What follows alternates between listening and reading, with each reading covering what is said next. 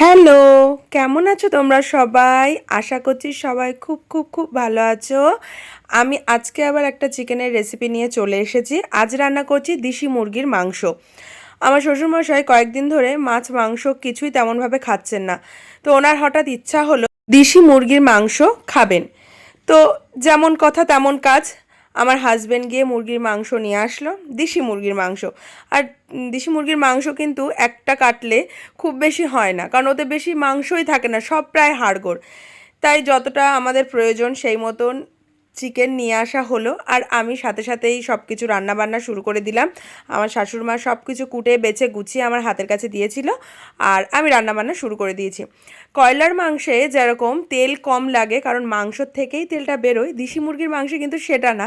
তেলটা যথেষ্ট পরিমাণে দিতে হয়, মানে মাংস যেভাবে যতটা ততটাই তেল দিতে হয়, এর থেকে কিন্তু কোনো তেল বেরোয় না। তো সেই জন্য আমি সেভাবেই রান্না করে নিচ্ছি, কষিয়ে কষিয়ে। দেশি মুরগির মাংস রান্না করতে গেলে কিন্তু অনেকটা টাইম লাগে।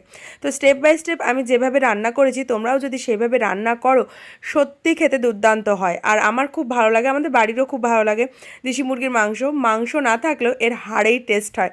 তো কথা বলতে বলতে গালে জল চলে আসছে, আমারও বেশ মানে খিদে খিদে পাচ্ছে।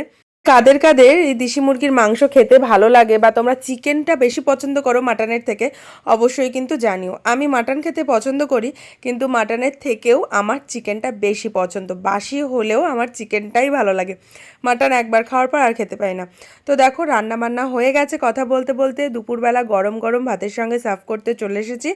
পাশে একটু শসা, একটু পেঁয়াজ রেখেছি, আমার হাজব্যান্ডকে দিয়েছি, আর আমি খেতে বসবো।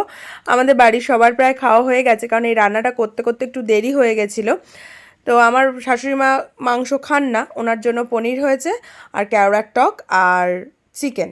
তো আমরা চিকেন হলে শুধু চিকেন দিয়েই খাই, আর কিছুই লাগবে না।